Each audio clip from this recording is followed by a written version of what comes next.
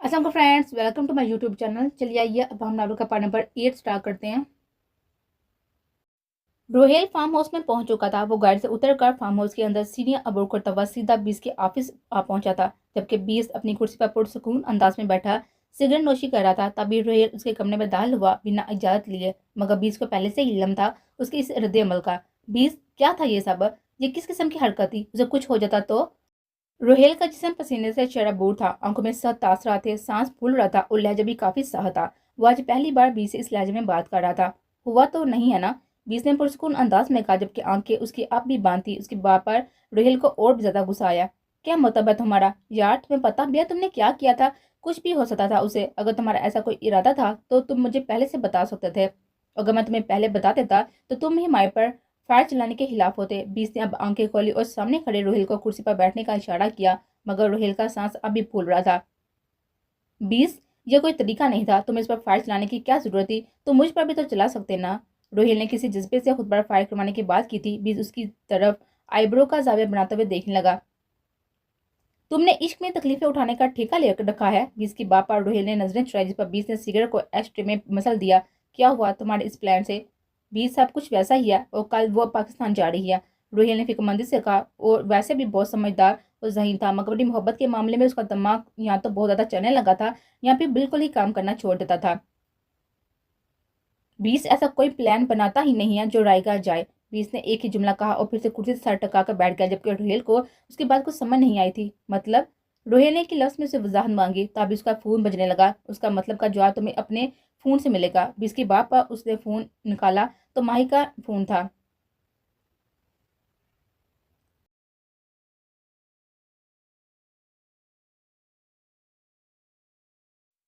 For God से अरीशा। माही परेशान थी कि क्या फैसला करे, मगर अरीशा उसके मामले में बहुत संजीदा थी और तभी वो माही को बार बार रोहिल से दूर रहने का मशवरा दे रही थी। मगर इस बार जैनिश बोल पड़ी, जिस पर अरीशा की जुबान को ब्रेक लगा। ये उसकी जिंदगी है, उसे खुद ही फैसला करने दो।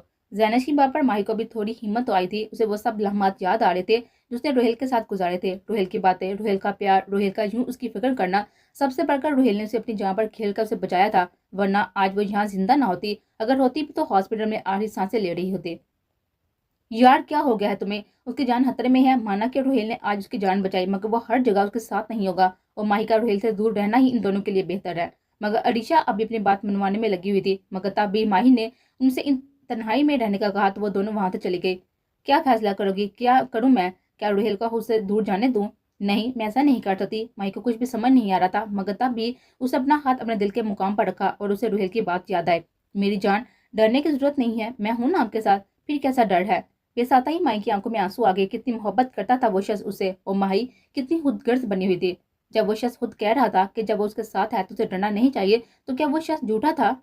आह, क्यों उसे ये सब बातें नजर नहीं आ रही थी? वो शख्स उसके लिए अभी जान देने को भी तैयार था, तो फिर वो क्यों उसे इतना तड़पा रहे थे? वो तो अब भी जानती थी कि वह भी ठीक से नहीं जानती थी, मगर वो शख्स न जाने कितने सालों से मोहब्बत करता आ रहा था। उसकी मोहब्बत में कोई शक नहीं था। माही ने फैसला कर लिया था कि उसे अब और नहीं तर पाएगी। उस प्यार में पागल शख्स पर पूरा भरोसा करेगी और अपना आप उसे थाम देगी। वो अब से उसे खुद से दूर नहीं जाने देगी। दिल पर हाथ रखकर उसने फोन उठाया था।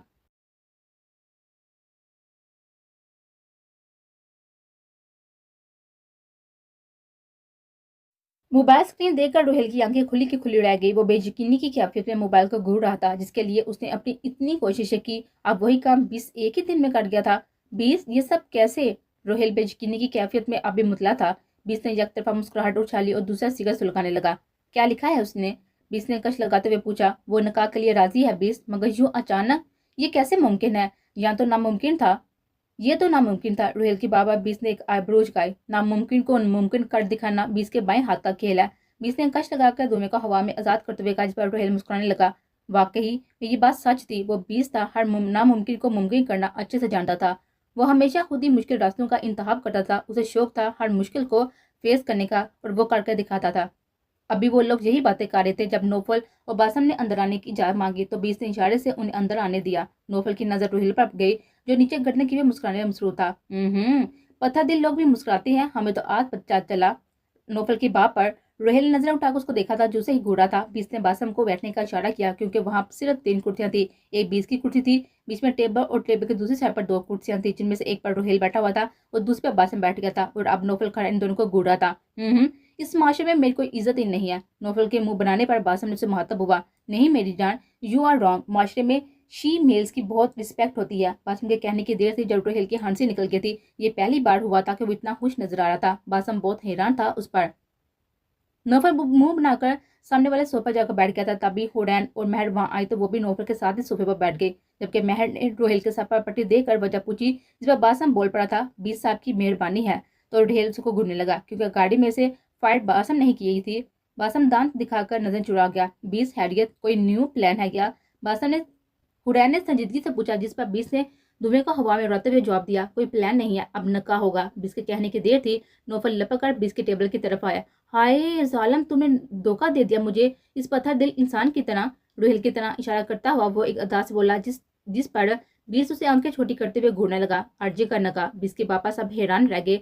रोहिल इतनी जल्दी निकाह करने वाला है, जबकि नौफल की खुशी की तो कोई इंतहा न रही। हाय मैं सदके मैं वारी, कब है नका? मुझे डांस प्रैक्टिस भी अभी से छुट्टी करनी होगी। हाय कितना मजा आएगा ना, शादी ब्याह वाला माहौल बना होगा। मैंने तो गाना भी डिसाइड कर लिया है, काला डोरिया। नौफल की बात पर महर हंसने लगी, जबकि रोहिल सर पर हाथ रखकर उसको देखने लगा। बस कर दे भाई, हर जगह आ जाता है ऐसे लोग, शादी ब्याह में तो और भी ज्यादा आते हैं। बासम की बात पर महर का क्या निकला, पर नौफल बासम को घूरने लगा। कोई फंक्शन नहीं होगा, सादगी से निकाह होगा। बीस ने साथ लहजे में कहा, पर नौफल मुंह बनाता हुआ वापस अपनी जगह जा बैठा, जबकि अब सब संजीदगी से बीस की बात सुन रहे थे। नका अपार्टमेंट में होगा, जो बासम और महर का जाती अपार्टमेंट कहलाएगा। नका में बासम और नौफल के अलावा 2 गुमान और होंगे। महर तुम बासम की फियांसी की हैसियत से माही से मिलोगी और हुरैन तुम नौफल की फियांसी की हैसियत से मिलोगी। जब बीस ने हुरैन से मुखातब होकर कहा तो नौफल का तो दिल बा हो गया। वो शर्माने वाले अंदाज में हुरैन को देख रहा था, जबकि हुरैन ने उसे घूरने वाले अंदाज में देखा था। नका के बाद आरजू और माही तुम चारों के साथ हेलीकॉप्टर में पाकिस्तान रवाना होंगे। इसके लिए माही को कैसे कन्विंस करना है आरजे जानता है। दुराने सफर माही को तुम सब पर किसी किस्म का कोई शक नहीं होना चाहिए। बीस अपनी बात मुकम्मल करके वहां से जाने लगा था, जब बासन ने सवाल किया, बीस और तुम कब आओगे पाकिस्तान? उसके सवाल पर बीस के कदम रुके। जब तुम लोग पाकिस्तान पहुंचोगे तो मैं तुम्हें वहीं पर मिलूंगा। मतलब साफ था कि वो अपने अल्फाज अदा करके बिना किसी की तरफ देखे अपने खास किस्म के स्टाइल से चलता हुआ वहां से बाहर चला गया था, जबकि बासन और सब रोहेल के लिए बहुत खुश थे।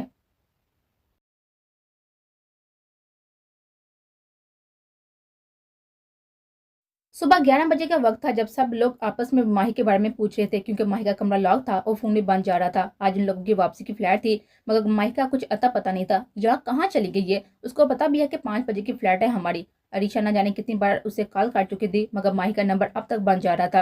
अरीशा अब गुस्से में बड़बड़ाने लगी थी, जबकि दूसरी तरफ माही रोहेल के साथ बासम के अपार्टमेंट में मौजूद था। वहां उनका निकाह हो रहा था। रोहेल ने माही को एक अच्छा सा रेड कलर का ड्रेस दिलाया था, जिसे पहन वो बहुत ही प्यारी लग रही थी, जबकि रोहेल उसके कहने पर सफेद कुर्ते में मलबूस था। रोहेल जहांजेब वल्द मोहम्मद जहांजेब अली, आपका निकाह माहीन आफ्ताब वल्द रिजवान आफ्ताब के साथ करवाया जाता है। क्या आपको यह निकाह कबूल है? रोहेल ने 3 बार कबूल है कहा था। ये एक बहुत ही बड़ा हालनुमा कमरा था, जहाँ 4 बड़े सोफे मौजूद थे, जिसमें से एक पर माही और रोहेल बैठे हुए थे। बराबर वाले हर सोफे पर मौलवी साहब बासम और नौफल, जबकि तीसरे पर महर होरैन मौजूद थे। सामने वाले पर 2 और गवाहन थे। अब मौलवी साहब ने माही से पूछा था, जिस पर माही ने भी 3 बार कबूल किया था। कबूल है, कबूल है, कबूल है। माही के कबूल करते ही रोहेल के दिल को सुकून सा मिला था और वो बहुत खुश था, जिसे वो सालों से पाना चाह रहा था। आज उसे मिल चुकी थी। अब उनके दरमियान एक पाक रिश्ता कायम हो चुका था। अब वो माही पर पूरा पूरा हक रखता था। मुबारक हो, निकाह हो गया है। नौफल तो खुशी से पागल हो रहा था। उसे मिठाई का डब्बा उठाया और सबको खिलाने लगा, जबकि माही को वो बहुत पसंद आया था। उसे भाभी के बजाय आप ही कहा जा रहा था। रोहेल के नंबर पर बीस की कॉल आने लगी। वो समझ गया बीस क्या कहना चाहता है। माही, मुझे तुमसे बहुत जरूरी बात करनी है। रोहेल ने माही के कान में सरगोशी की, जिस पर माही उसको घूरने लगी। रोहेल क्या हो गया, सब देख रहे हैं। माही ने उसकी आंखें दिखाई। माही, मुझे सच में तुमसे बात करनी है, वो भी बहुत इंपॉर्टेंट। वो माही को जबरदस्ती अपने साथ एक कमरे में ले गया। माही, तुम अपने फ्रेंड्स को कॉल करो और उन्हें कहो कि तुम मेरे साथ पाकिस्तान जाओगी। माइकी इस बात पर हैरान हुई। मगर क्यों रोहेल, आपको पता भी है ना 5 बजे की फ्लाइट है मेरी। आगे वो कुछ कहती रोहेल बोल पड़ा, माही, मुझे मेरे फ्रेंड ने खबर दी है कि जिसने फायरिंग की है वो लोग अब भी हमारे पीछे हैं। तुम्हारा यूं अपने दोस्तों के साथ जाना बिल्कुल भी ठीक नहीं है ना तुम्हारे लिए, उसके लिए। So please try to understand Mahi, हम प्राइवेट हेलीकॉप्टर में पाकिस्तान जाएंगे। माही पहले तो इनकार करती रही, मगर फिर अपने फ्रेंड्स की हद तक राजी हो गई।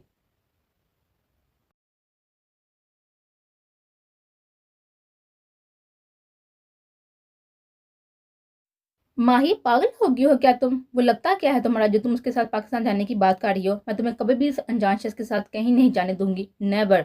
माही जब होटल में आई तो उसे निकाह की बात किसी और को भी नहीं बताई, बस ये कह दिया कि रुहेल की यूनिवर्सिटी फ्रेंड से मिलने गई थी, जबकि वो ये बात भी बता चुकी थी कि वो पाकिस्तान उनके साथ नहीं जा रही। सबने उसे बहुत समझाया मगर वो यही कह रही थी कि पाकिस्तान पहुंचते ही उन सबसे मिलेगी। वो अपना सामान पैक करके जा चुकी थी, जबकि बाकी सब भी जाने के लिए रेडी थे। अरीशा अपने कमरे में मौजूद थी और पैकिंग करने में मसरूफ थी, तभी कोई उसके कमरे में आया था। अभी वो पलट कर सामने वाले को देखती मगर अगले ही लम्हे किसी ने उसके नाक पर रुमाल रखकर उसे बेहोश कर दिया और वो दरवाजा बंद अंदर से लॉक कर दिया। अब उसके हाथ में अर्शा का मोबाइल था। उसने मोबाइल का पासवर्ड अनलॉक किया और हारून और जैनिश को एक ही मैसेज कॉपी पेस्ट करके सेंड कर दिया, जबकि अब बाकियों के होटल से जाने का इंतजार कर रहा था। व्हाट, ये अरीशा पागल तो नहीं होगी? जैनिश ने जैसे ही मोबाइल पर आता हुआ मैसेज चेक किया वो उछलकर हारिस के साथ आई। हारिस जो हर बार की तरह बेचैरगी वाले अंदाज से अपना और जैनिश का बैग पैक करने में मसरूफ था, उसके यूं करीब आने से उसे सवाल नजर देखने लगा। तभी हारून भी उनके कमरे में आया। जैनिश हारिस को कुछ बताती हारून बोल पड़ा, गाइस अरीशा को क्या हो गया है? हमें पता था कि उसे माई की बहुत फिक्र है, मगर इतनी फिक्र होगी उसके साथ ही जाएगी, हमें पता ही नहीं था। हारून की बात पर हारिस ने सवाल नजर से उसको देखा तो हारून ने अपना मोबाइल हारिस की तरफ बढ़ाया। उस पर अरीशा के मैसेज लगे हुए थे। अरीशा का नंबर उसके पास स्वीट हार्ट के नाम से सेव था। अलीशा के मैसेज में लिखा हुआ था कि सॉरी गाइस, मैं माही को इस अनजान शहर के साथ अकेला नहीं छोड़ सकती, इसलिए मैं उसके साथ ही पाकिस्तान जाऊंगी। तुम सबका सफर अच्छा गुजरे, मेरा नंबर ऑफ रहेगा क्योंकि सिग्नल्स नहीं आएंगे। ओके, खुदा हाफिज। हारिस ने मैसेज पढ़कर सर पकड़ लिया था, जबकि जैनिश ने माही को कॉल मिलाई क्योंकि रोहेल ने माही का फोन ऑफ कर दिया था, इसलिए उसका नंबर बंद जा रहा था और अब अरीशा का नंबर भी बंद जा रहा था। मतलब सिग्नल्स बंद हो चुके थे। पहले वो तीनों परेशान हुए मगर फिर ये सोचकर चुप हो गए कि एक तरह से अलीशा ने ठीक ही किया है, अब वो माही के साथ रहेगी तो उन्हें भी माही की फिक्र नहीं होगी। वो लोग होटल से निकल चुके थे। तभी होटल इंतजामिया की तरफ से एक लड़का अरीशा की कमरे की तरफ आया और दरवाजा बजाने लगा। सर, रास्ता साफ है, गाड़ी बाहर आ चुकी है, कैमरास भी ऑफ कर दिए हैं। ये वो शख्स था जिसकी जब खुद 20 ने इस होटल में लगवाई थी, जो 20 के लिए काम करता था मगर आम इंसानों की तरह यहाँ रहता था। गुड। 20 ने उसे कुछ पैसे दिए और पीछे के रास्ते से अरीशा को गोद में उठाकर लेकर जाने लगा, जबकि वो लड़का अरीशा का सामान घर में पहुंचाने के लिए उसी रास्ते से लेकर गया और कमरा लॉक कर दिया।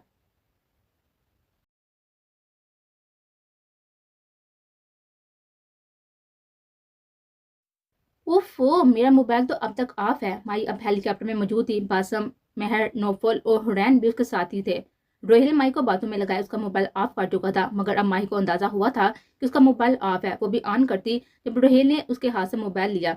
जान प्लीज इस हसीन लम्हे को जाया मत करो, कुछ ही देर में हम हवाओं में उड़ रहे होंगे, फिर तुम यहाँ के नज़ारे देखना बस। रोहिल उसके गिर्द बाहें डालकर बैठ गया था, जबकि माही उसकी आंखों में खो गई थी। कुछ ही देर में उनके हेलीकॉप्टर ने उड़ान भरनी शुरू की, मगर माही को अब डर लगने लगा था क्योंकि वो प्लेन में भी बीच वाली सीट पर बैठा करती थी और अब वो खिड़की की तरफ बैठती तो भी बाहर का नजारा नहीं देती थी। मगर रोहेल ने जानबूझकर उसे खिड़की की तरफ बैठाया था और खुद उसके बराबर में बड़े सुकून से बैठ गया। रोहेल, मुझे डर लग रहा है। माही रोहेल के सीने से लग गई थी, जबकि रोहेल ने हर बार की तरह इस बार भी उसे अपने सीने में छुपा लिया था। माही आंखें बंद किए हुए रोहेल की जैकेट को मजबूती से थामे उसके सीने से लगी हुई थी। रोहेल को माही की इस अदा पर बेइंतहा प्यार आ रहा था। वो दोनों इस वक्त हेलीकॉप्टर में मौजूद थे। वो अब तक बेहोश थी, जबकि 20 ने उसे अपने सीने पर झुकाए रखा था। उसे यूं बेहोश पड़े हुए 2 घंटे हो चुके थे। 20 ने हाथ में पहनी हुई घड़ी पर टाइम देखा। अरीशा अब तक उसकी गोद में मौजूद थी क्योंकि वो होश में नहीं थी। ऐसे में उसे सीट पर बिठाना मुश्किल था। 20 ने बराबर वाली सीट पर रखी हुई हथकड़ी उठाई और अरीशा को सीट पर बिठाया और खुद घुटनों के बल बैठ गया। अब उसने अरीशा के हाथों को हथकड़ी की मदद से कैद कर दिया क्योंकि वो जानता था कि अगर इस पथ में लड़की को होश आया तो वो हेलीकॉप्टर में ही कोहराम मचा देगी। अरीशा को अब हल्का हल्का होश आने लगा था। बीस को मुश्किल काम बहुत पसंद था। इसने सोचा क्यों ना इस शाम के सफर को यादगार बनाया जाए, इसलिए जानबूझकर उसने पानी के छींटे अरीशा की आंखों पर मारे, जिसे अरीशा ने हल्की सी आंखें खोली मगर सर चकराने की वजह से उसे कुछ भी समझ नहीं आ रहा था। कौन हो तुम? मैं कहाँ हूँ? यहाँ कैसे आई हूँ मैं? अरीशा को सब कुछ धुंधला नजर आ रहा था मगर सामने अरीशा जिसकी शक्ल वाज़ेह तौर पर दिखाई नहीं दे रही थी उसे सवाल करने लगी। मैं आशिक हूँ तुम्हारा, तुम महफूज हो यहाँ, तुम्हें अपनी बाहों में उठाकर लाया हूँ मैं। शेहराम उस पर झुक चुका था, जबकि अब बेहोशी अब तक तारी थी। सारे रास्ते वही रोहेल के सीने से लगी सोती हुई आई थी। पाकिस्तान पहुंचते ही रोहेल ने माही को माथे पर बोसा देकर उसे जगाया तो माही की आंख खुली। बाकी सब हेलीकॉप्टर से उतर चुके थे मगर वो दोनों अब भी वहीं पर मौजूद थे। उफ रोहेल, आपने मुझे जगाया भी नहीं। माही आंखों में नींद लिए रोहेल से शिकवा कर रही थी, जिस पर रोहेल मुस्कुराने लगा। मेरी जान सोते हुए इतनी प्यारी लग रही थी, इसलिए दिल ही नहीं किया जगाने का। रोहेल सारे रास्ते उसे हंसत बड़ी निगाहों से देखता रहा था। अब भी उसे चाहत बड़ी नजर से देख रहा था, जिस पर माही ने शर्मा कर नजरें झुकाई थी। वेल, चलो मैं आपको घर ड्रॉप कर देता हूँ, या अगर आप कहो तो आज रात मेरे फ्लैट में। वो अपना जुमला मुकम्मल किए बिना ही सिवाय नजर से उसको देखने लगा, जिस पर माही ने जल्दी से नाम में सर हिलाया। रोहेल, अब मुझे घर जाना चाहिए। रोहेल उसके करीब आया था जिससे कुछ कहना चाह रहा हो, मगर माही ने उसे रोकने के लिए ये बात काट दी थी, जिस पर रोहेल इस बात में सर हिलाते हुए उसका सामान लिए हुए आगे चलने लगा और माही उसके पीछे पीछे बिल्डिंग से। नीचे दो गाड़ियां खड़ी थी, एक गाड़ी में बासम, हुरैन, मेहर और नौफल को साथ लिए हुए अपने अपार्टमेंट की तरफ चले गए थे, जबकि दूसरी गाड़ी में रोहेल ने माही का और अपना सामान रखा था और माही को उसके घर छोड़ने चले गए थे। माही की बात घर का रास्ता बताने की जरूरत ही नहीं थी, क्योंकि रोहेल माही से जुड़ी हुई हर चीज से वाकिफ था और फिर वो खुद भी कितनी बार माही से मिलने उसके घर आया था। अभी आधा रास्ता ही कटा था जब रोहेल की नजर माही पर पड़ी। वो खामोश से बैठी हुई थी, मगर उसके चेहरे के तासा से साफ लग रहा था कि वो किसी टेंशन में है। माही, रोहेल ने नरमी से माही का नाम लिया था, जिस पर माही चौंकी। जी जी माही, क्या हुआ है? कुछ परेशान लग रही हैं आप? रोहेल बांध चुका था उसकी परेशानी, मगर फिर भी उससे सवाल करने लगा। नहीं रोहेल, ऐसी कोई बात नहीं है। माही ने नजरें चुराई, जिस पर रोहेल ने एक हाथ से उसका माही का हाथ थामा। माही बताओ क्या हुआ है? अब तो तुम मेरे नकाम में हो, मेरी जिम्मेदारी हो। मेरा तुमसे रिश्ता बदल चुका है, अब हमें अपनी खुशी अपने दुख एक दूसरे से शेयर करने चाहिए। बताओ मुझे क्या हुआ है, आखिर बात क्या है? रोहेल की बाबा माही ने आखिर अपनी परेशानी बता ही दी। रोहेल की बाबा माही ने आखिर अपनी परेशानी बता ही दी थी। रोहेल, मैं बाबा को कैसे बताऊंगी कि मैंने उनको कुछ भी बताए बिना आपसे निकाह कर लिया? माही की आंखें नम हुई थी, वो बहुत परेशान लग रही थी इस बात को लेकर। वो अपने बाबा से ये बात शेयर कैसे करेगी? रोहेल उसकी आंखों में आंसू देखकर अपने सीने में दर्द महसूस कर रहा था। उसने गाड़ी रोकी और माही का हाथ थामा। माही मेरी जान, निकाह हम दोनों की मर्जी से हुआ है तो हम दोनों ही इसके जवाबदेह हैं। आप क्यों परेशान हो रही है? क्या आपको लगता है कि मैं आपका साथ नहीं दूंगा? माही, फिलहाल अपने बाबा को इस बारे में नहीं बताना कि मैं पाकिस्तान में ही कोई जॉब ढूंढने की कोशिश करूंगा, ताकि मुझे आपसे दूर ना जाना पड़े। मैं अगर यहीं हूँ तो आपकी हिफाजत भी कर सकूंगा। सही वक्त आने पर मैं खुद आपके बाबा से बात करूंगा, तब तक आप उनके पास मेरी अमानत हो। एक पल के लिए माही को ऐसा लगा कि जैसे वो वाकई ही में बेहद परेशान हो रही थी। रोहेल है ना उसके साथ, तो फिर डर कैसा? माही ने हाँ में सारी हिलाया था। रोहेल ने माही के गाल पर बोसा दिया और वापस से गाड़ी स्टार्ट की। कुछ ही देर में वो लोग माही के घर के करीब मौजूद थे। रोहेल ने माही का सामान गाड़ी से निकाला, उसे गेट तक छोड़ने जाने लगा, मगर माही ने उसे यहीं पर ठहरने का कहा और एक अलविदाई नजर रोहेल पर डालकर वापस से चली गई। जब वो घर के अंदर जा चुकी थी तो रोहेल ने वापस गाड़ी स्टार्ट की और अपने फ्लैट चला गया था। माही जब अपने कमरे में आई तो बेहद डरी हुई थी। उसे अब भी डर लग रहा था कि वो कैसे नॉर्मल बिहेव करेगी अपने बाबा के सामने, मगर तभी रोहेल का ख्याल आया तो फिर उसका डर काफी कम हो गया था। माही ने पहले अपने डैड से मिलने का सोचा था, मगर रात के इस पहर उनके कमरे में जाकर नींद हराब करना उसे मुनासिब ना लगा था। इसलिए कल मिलने का सोचकर उसने अपना सामान एक जगह रखा और कपड़े बदल कर बेड पर आ बैठी। रोहेल की जादू में गुम हो गई, उसे पता ही ना चला कि कम नींद ने उसे अपने आगोश में ले लिया था। जबकि दूसरी तरफ रोहेल भी उसी की जादू में गुम था, उसकी तस्वीरें देख रहा था और फिर वो भी माही का नाम लेते लेते ही नींद की वादी में चला गया था। वो लोग सुबह के 5 बजे एयरपोर्ट से घर के लिए रवाना हुए थे। जैनिश और हारिस का तो बहस करते करते सफर कट गया था, मगर हारून को अरीशा की कमी में शिद्दत से महसूस हो रही थी, क्योंकि वही तो थी जिसकी वो बक बर्दाश्त करता था। अरीशा उसकी बेस्ट फ्रेंड थी, अभी से नहीं बचपन से ही। उसके लिए हारून कभी भी उसके बिना कहीं भी टूर पर नहीं जाता था। अभी वो घर आकर बैठा ही था जब उसे याद आया कि अरीशा को कॉल करके मालूम किया जाए, क्योंकि जहाज के बाद निस्बत हेलीकॉप्टर का सफर काफी कम होता है और इस लिहाज से उसे अब तक पाकिस्तान पहुंच जाना चाहिए था। उसने बहुत बार कॉल मिलाई, मगर अरीशा का फोन अब तक ऑफ जा रहा था। फिर उसने सोचा शायद वो घर पहुंचकर सो गई हो, इसलिए वो खुद भी कपड़े चेंज करके सोने के लिए बिस्तर पर लेट चुका था। जैनिश और हारिस भी घर पहुंचते ही अपने अपने कमरों में चले गए थे। वो लोग कथन थे इन दोनों का वालिद का आपस में भाई का रिश्ता था। वो लोग ज्वाइंट फैमिली में रहते थे, इसलिए उनके बचपन से ही बहुत दोस्ती की थी और उम्र बढ़ने पर उनके दरमियान पसंदीदगी का रिश्ता जन्म लेने लगा था। उनके वालिदैन भी उनकी खुशी में बहुत खुश थे। ये सब ने उनका रिश्ता पक्का कर दिया था। वो लोग भी बहुत थके हुए थे, इसलिए बिना किसी से मिले अपने अपने कमरों में जाकर सो चुके थे। किसी को भी माही और ऋषा का ख्याल नहीं आया था, या फिर ये सब सफर की थकन की वजह से हुआ था। वो लोग बीस के फार्म हाउस पर मौजूद थे। वो हमेशा से यहीं पर रहते थे, जबकि इसके अलावा भी बीस का एक और गार्ड था जो किसी महल से कम न था, मगर वहाँ बीस बहुत कम जाया करता था। बीस ने अरिशा को लेकर जंगल में मौजूद एक खंडर नुमा गार्ड में आया था। बीस को जब से होश आया था उसे धमकियां ही दिए जा रहे थे। बीस का भी यूं ही उसकी बकवास सुनता रहता था और जब तंग आ जाता तो उसके लबों पर अपनी लब रखकर उसका मुंह बंद कर देता, मगर अब तक यूं ही अंधेरे में मास्क हटाकर उसके करीब आता रहा था। उसने एक बार भी अपना चेहरा अरिशा के सामने वाज़ा ना होने दिया था। अब उसने अरिशा के मुंह पर टेप लगा दिया था। घर पहुंचकर उसने अरीशा को एक बेरान के कमरे में कैद कर दिया था। तकरीबन 2 घंटे तक वो इसी हाल में वहां पर पड़ी रही थी, जबकि शेहराम दूसरे कमरे में सुकून से बैठा हुआ सिगरेट नोशी कर रहा था। क्योंकि अगर वो अब उसके सामने जाता तो वो फिर से मचलना शुरू हो जाती। सिगरेट खत्म होते ही उसकी वहीं सोफे पर आंख लग गई थी। 2 घंटे के बाद जब उसकी आंख खुली तो वो अरीशा के पास चला गया, मगर जब कमरे के अंदर गया तो अरीशा बंधे हुए हाथों के साथ जमीन पर लेटी हुई थी। शायद नशा अब तक अपना असर दिखा रहा था, इसलिए वो बेहोश पड़ी हुई थी। शेहराम उसके पास जमीन पर बैठकर उसको देख रहा था। वो अभी पहले की तरह ही हसीन दिखती थी। बदला था तो उसका रवैया। वो एक जिद्दी, बदतमीज, बदलिहाज, बिगड़ी हुई खुदसर लड़की थी। उसे अपने बाप के पैसों पर बहुत गरूर था। वो सबको अपने पैरों की धूल समझती थी। उसके आगे अहमियत थी तो सिर्फ महंगे ब्रांड की। इस लड़की को झेलना कोई आम इंसान का काम तो था ही नहीं। उसे सिर्फ एक ही शख्स झेल सकता था और वो था शेहराम मलक। एक वही था जिसके सर से दौलत का बोझ उतार सकता था। एक वही था जो इस बदतमीज लड़की को राइट रास्ते पर लाने की हिम्मत रखता था।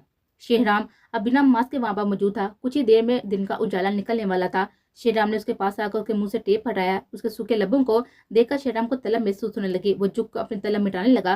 पहले तो उसके लम्स में इतनी शिद्दत ना थी, मगर जैसे जैसे उसे अरीशा की सांसें महसूस हो रही थी उसकी तलब बढ़ती जा रही थी। अब वो उसकी गर्दन पर झुक चुका था। उसका लम्स महसूस करते अरीशा होश में आने लगी थी। शेहराम का शिद्दत बड़ा लम्स अब उसे तकलीफ दे रहा था। उसने मुकम्मल आंखें खोलकर देखी तो किसी को खुद पर झुका पाता उसे अपनी गर्दन पर दर्द महसूस होने लगा था। वो मचलने लगी थी, मगर इस जालिम शख्स को कहाँ परवाह थी उसके दर्द की। वो अपने कामों में मसरूफ था। हटो पीछे, दर्द हो रहा है मुझे। आहर दिल की बात लबू पर आ ही गई थी। शेहराम ने नरमी से उसकी गर्दन को आजाद किया, मगर वो एक बार फिर अपने लम्स के निशान उसकी गर्दन पर छोड़ चुका था, जो अरीशा की तकलीफ का सबब बन रहे थे। अरीशा की आंख तो खुली रह गई थी जब सामने एक खूबसूरत सा नौजवान दिखा। वो वही ब्राउन नाक वाला शख्स था जिसे वो इनोमेंट्स कहती थी, मगर अब वो लापता कहाँ रहा था। अब तो वो हमेशा से उसके साथ उसके पास रहने का इरादा रखता था। अरीशा बड़ी गौर से उसकी आंखों को देख रही थी। ये वही आंखें थी जो कभी तो बहुत ही पुरकशिश लगती थी, मगर अगले ही लब में उनमें खून उतर आता था और वो किसी वैश्य की तरह मालूम होती थी। अलीशा की नजर उसके हल्के सुटर रंग के लबों पर गई, जिसे देखकर साफ पता चल रहा था कि अभी यह तलबगार है उसके चेहरे को। और फिर ज्यादा देर और ज्यादा पुरकशिश बनाने वाली दाढ़ी जो ज्यादा बड़ी तो नहीं थी, मगर उसके चेहरे को 4 चांद लगा रही थी। उसकी गर्दन की ऊपरी हुई नसों से साफ वाज़ह हो रहा था कि वो हाथ केयर करता था। वो देखने में हर तरह से बहुत ही हैंडसम दिखता था। अरीशा ने शायद इस जैसा स्मार्ट, हैंडसम और हुबरू नौजवान कभी नहीं देखा होगा। उसने तो सपनों में भी नहीं सोचा होगा कि जिस शख्स के दमकते हुए लम्स से वो 2 4 थी वो इतना हसीन होगा। वो कोई आम इंसान ही था, बल्कि किसी महल का शहजादा दिखता था। शेरान समझ चुका था कि उसे यूं गौर से क्यों देख रही है। वो वहां से उठकर बाहर फ्रिज के पास गया और ठंडे पानी की बोतल निकाल कर वापस उसके पास सामने आकर बैठ गया। जैसे जैसे वो पानी पिए जा रहा था, अलीशा को भी प्यास महसूस हो रही थी, क्योंकि अब इस 12 घंटे से ज्यादा हो चुके थे। कुछ यूं भूखे प्यासे पड़े हुए।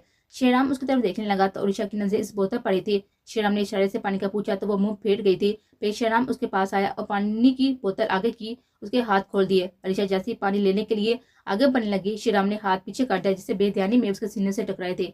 ये क्या बदतमीजी है? अलीशा ने उसकी आंखें दिखाते हुए पूछा था तो शेराम यकतरफा मुस्कुराने लगा। अलीशा एक पल के लिए उसकी मुस्कुराहट में खो गई थी, मगर होश तो तब आया जब वो जालिम इंसान उसे पानी पिलाने की बजाय सारा पानी खुद पी चुका था और हाली बोतल उसके सामने कर रहा था। अलीशा ने उसके हाथ से बोतल छीनी और उसी ही के मुंह पर मारी। ये भी रख लो, ये भी क्यों दे रही हो? वो अपनी बड़ी बड़ी आंखों से उसे गुस्सा दिखा रही थी, मगर उसे परवाह थी तो उस शख्स के गुस्से भी से भी कोई फर्क नहीं पड़ता था। बहुत ज्यादा जुबान चलने लगी है तुम्हारी। पहले तो ऐसे बिल्कुल भी नहीं थी। शेराम उसके बिल्कुल करीब आ चुका था और अब वो पीछे को हट रही थी, मगर पीछे दीवार थी। दूर हो, अलीशा ने उंगली से वार्न करते हुए कहा था, जिस पर शेराम उसके और भी करीब आया। अब वो दीवार से लग चुकी थी। ना रहूं तो शेराम उसके सूखे लोहंटों को तकते हुए उसे अपने इरादों से आगाह कर रहा था। तो मैं तुम्हारी जान ले लूंगी। अलीशा के कॉन्फिडेंस पर शेराम क्या क्या लगाने लगा था, जिस पर अलीशा ने आंखें छोटी करते उसको देखने लगी। और रियली, कैसे लोगे मेरी जान? जरा मुझे भी तो पता चले। शेराम कहता हुआ उसके और भी करीब आया, जिस पर अलीशा ने रख कर एक थप्पड़ मारा। एक पल के लिए तो वो शेराम से खौफजदा हो गई थी, क्योंकि अब उसे बहुत गुस्से से घूरा था, मगर पल में फिर से हंस पड़ा था। माई ब्यूटी क्यून, ऐसे जान लोगी अपनी जान की? भला इन नाजों से हाथों का थप्पड़ खाकर कौन अपनी जान गंवा बैठेगा? वो डीटू की तरह अब भी बहस किए जा रहा था, जबकि अरीशा को अब इस डीट इंसान पर सख्त किस्म का गुस्सा आ रहा था, मगर वो करती भी तो क्या। ये तो नींद से उसकी आंखें बंद और बोझल हो रही थी। ऊपर से भूख प्यास की वजह से उसकी हालत खराब हो रही थी। माई ब्यूटी क्वीन, मुझे काम है तो मैं दोपहर तक वापस आऊंगा, और ऐसा भी हो सकता है कि मुझे आते आते रात हो जाए, तो डरना बिल्कुल ही मत, ओके?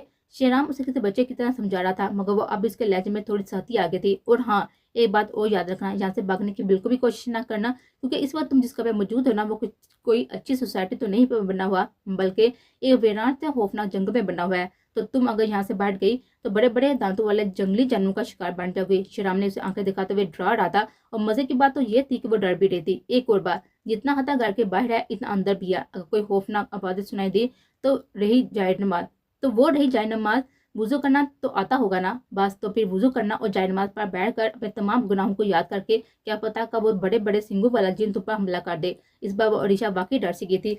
वो आहड़ कितना ज़ालिम था, किस-किस तरह से उसे डरा रहा था। कौन? कौन था जिन? क्या इस घर में जिन भी है? अरीशा ने डरते-डरते पूछा, जिस पर श्रीराम उसके करीब आया था, बिल्कुल करीब। सिर्फ जिन ही नहीं, 2-3 हसीन चुड़ैलें भी हैं। श्रीराम कहकर वापस चलने लगा था, मगर फिर से पलटा। मगर तुमसे काम। श्रीराम आंख मार के वहां से चला गया था, जबकि अरीशा को दिन के उजाले में भी डर लग रहा था।